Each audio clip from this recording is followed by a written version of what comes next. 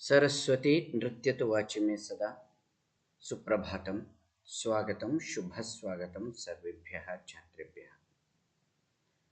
गोदोहनम् इति पाठस्य अध्ययनं कुर्वन्तः स्मः। एषः नाट्यांशः चतुर्व्यूहम् इति पुस्तकात् संक्षिप्य स्वीकृतः वर्तते। अत्र एकः अलसः एकमासं यावत् गोदोहनम् अकृत्वा बहु धनलाभ वाञ्छया गोदोहनं न करोति। यतः मासान्ते सः बहु धनम् अर्जयिष्यामि इति चिन्तयति। तस्य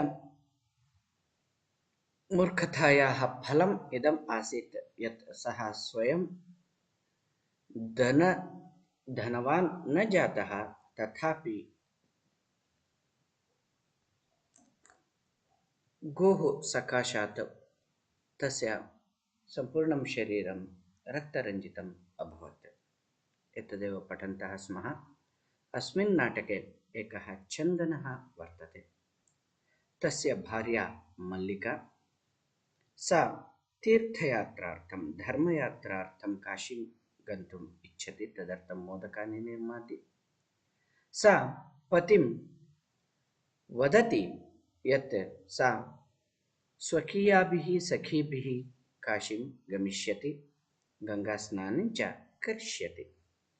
धर्मयात्रायाः गमनात् पूर्वं सा स्वपतिं चन्दनं वदति यत् गोदोहनं गृहपरिवेक्षणं च कुरु इति। तस्मिन् सन्दर्भे एका बालिका आगत्य कथयति यत् मासान्ते तेषां गृहे महोत्सवः भविष्यति। तत्र 300 सेकेटपरिमितं क्षीरम् अपेक्षते इति। एतत् श्रुत्वा अतीव सन्तुष्टः भवति चन्दनः। सः चिन्तयति, यदि अहं मासान्ते 3 शकटमितं दुग्धम् इच्छामि, तदर्थम् अहम् एकमासपर्यन्तं गोदोहनं न करिष्यामि इति विचिन्त्य सः गोदोहनं त्यजति। एकसप्ताहानन्तरं तस्य पत्नी मल्लिका काशीदेशात् प्रत्यागच्छति। तदानीम् एतयोः वार्तालापः एवं प्रचलति। चन्दनः तदानीं सूचयति, ग्रामप्रमुखस्य गृहे महोत्सवः मासान्ते भविष्यति, तत्र 300 शकटमितं दुग्धम् अस्माभिः दातव्यं। मल्लिका, किन्तु एतावन्मात्रं दुग्धं कुतः प्राप्स्यामः? चन्दनः, विचारय मल्लिके, प्रतिदिनं दोहनं कृत्वा दुग्धं स्थापयामश्चेत् तत्तु सुरक्षितं न तिष्ठति। अत एव दुग्धदोहनं न क्रियते। उत्सवदिने एव समग्रं दुग्धं भोक्ष्यावः। मल्लिका, स्वामिन्, त्वन्तु चतुरतमः, अत्युत्तमः विचारः। अधुना दुग्धदोहनं विहाय केवलं नन्दिन्याः सेवाम् एव करिष्यावः। अनेन अधिकाधिकं दुग्धं मासान्ते प्राप्स्यावः। यदा एषः पत्नीं सूचयिष्यति, he conveys his wife that I have accepted to give 300 liters of milk at the end of the month. Then Mallika, how can we get this much milk? Then Chandan tells, Vicharaya Mallike, please think. प्रतिदिनं दोहनं कृत्वा दुग्धं स्थापयामश्चेत् तत् सुरक्षितं न भवति. If you milk every day and keep it, so it will not be safe, is it? It will get spoiled. अत एव दुग्धदोहनं न क्रियते. So I am not milking. उत्सवदिने एव समग्रं दुग्धं दोक्ष्यावः. On the function day, I will milk completely 300 liters. Mallika, Swamin, Tantu Chaturatamaa, you are so clever. Very good idea. Aduna Dugda Dohanam Vihaya Kevalam Nandinyaha Sevam Eva Karishyavaha. Now we will not milk Nandini and we will give food for her very nicely. अनेन अधिकाधिकं दुग्धं मासान्ते प्राप्स्यावः. So we can get good milk at the end of the month.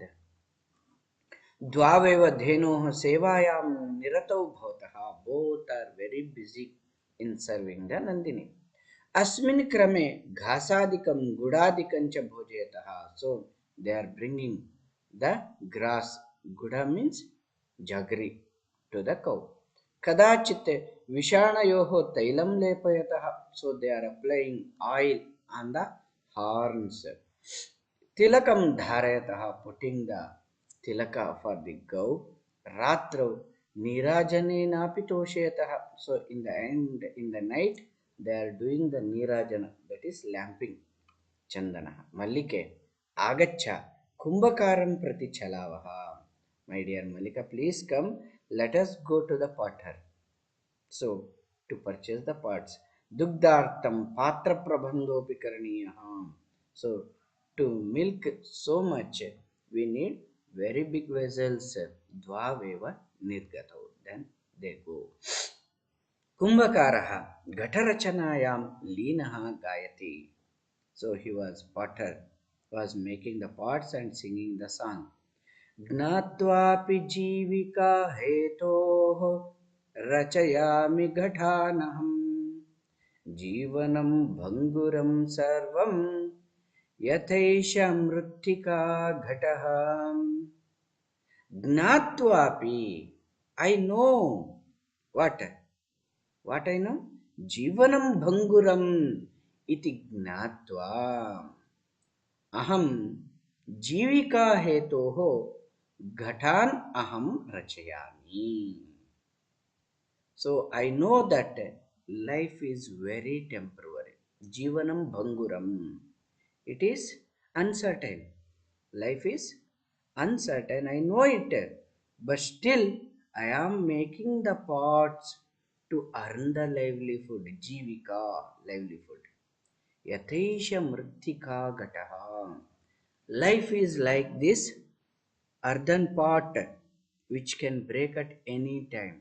So life also may break at any time. I know it, but still I am making these parts just to earn the livelihood. Chandana. Namaskaromi tata, my dear, salute to you. Panchadasha ghathan ichchami kim dasyasi. I want to purchase 15 pots from you. Will you give? Devesha. Katham na? How not? Vikrayanaya eva ete. I have made them to just sell. Gruhana gatan. Please take them. Panchashatot Panchashatottara rupyakani cha dehi. So give me 500 rupees for them. Chandana. Sadhu. Param mulyam tu dugdham vikriya eva dhatum shakyate. Okay, but after selling my milk, I can give you the money. Deveshaha. Kshamyatam putra mulyam vinatu ekamapi ghatam na dasyami. So, without money, I cannot give you single part. Mallika. स्वभूषणं धातुमिच्छति तात यदि अधुनैव मूल्यम् आवश्यकं तर्हि गृहाण एतत् आभूषणम्. If you want money now itself, take my ornaments and keep them. Devesha putrike naham papakarma karomi. I am not here. Kathamapi nechami tvam abhushana vihinam kartum. I don't want to see you without the ornaments. Nayatu yathabhilashitam ghatan. Please take as much you want. Dugdham vikriya eva ghatamulyam dadatu. After selling the milk, only you can pay me. Ubhav.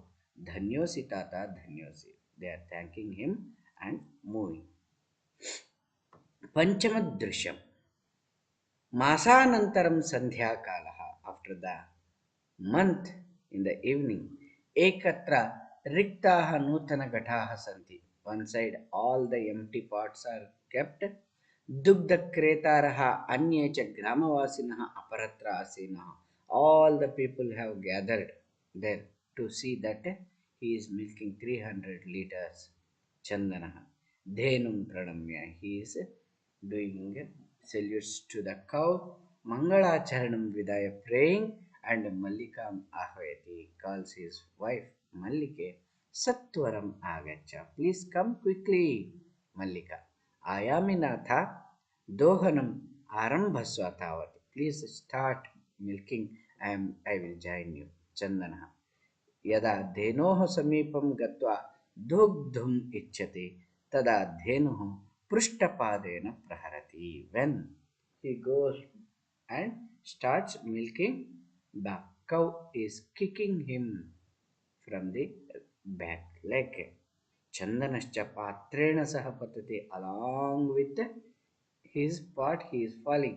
Nandini dugdam dehi kim jatam te. Please give me milk. What happened to you? Punaha prayasam karoti. Again he makes effort. See, the cow is not giving. Nandini cha punaha punaha padapraharena tadayitva chandanam rakta ranjitam karoti.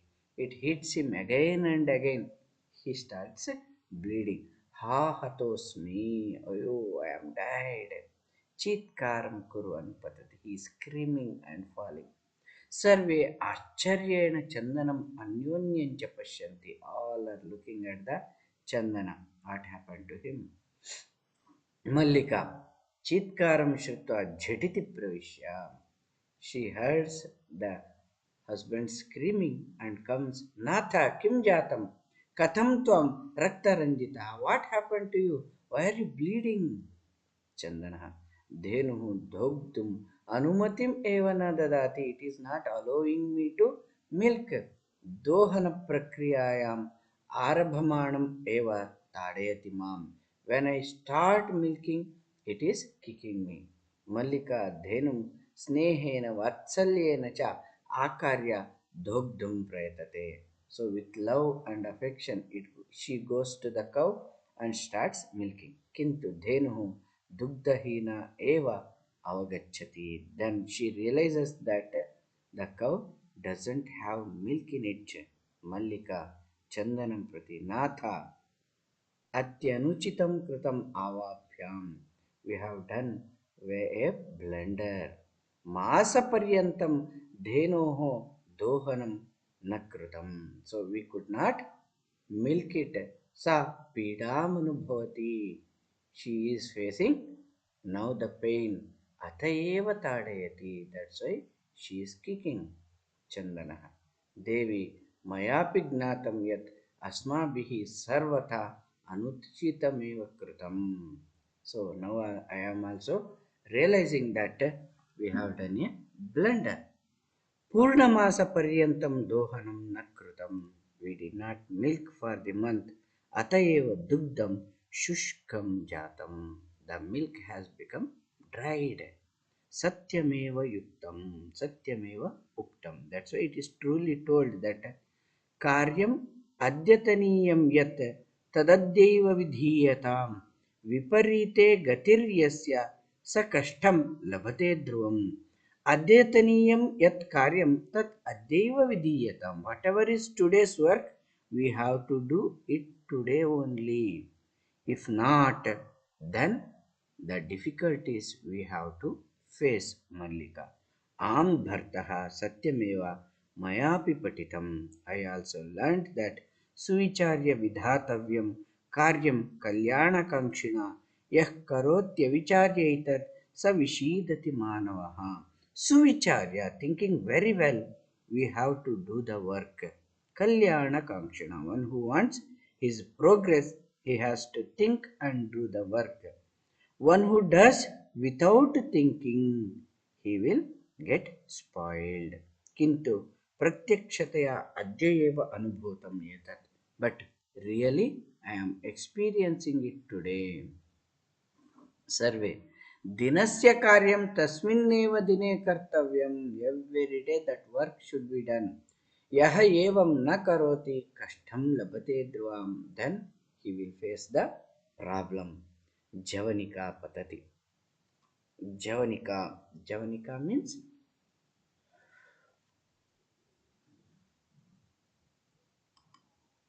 Javanika means curtain. Curtain falls in the drama. Sarve militva gayanti. All are singing. Adanasya pradhanasya kartavyasya cha karmanah kshipramakriyamanasya kala pipati tadrasam. Whether it is adanam, taking, pradhanam, giving, any work that you have to take or give, kartavyasya cha karmanah, what you have to do, such a work, kshipram akriyamanasya, if you don't do it immediately, kalaf pipati tadrasam, that time will have its fruits. That means you cannot enjoy the fruits, time will spoil it. So that's why whatever the work we have to do, let us do clearly. भवतु शुभदिनं, भवतु अनुदिनम्। एतेन गोदोहनम् इति पाठः समाप्तः वर्तते। धन्यवादाः।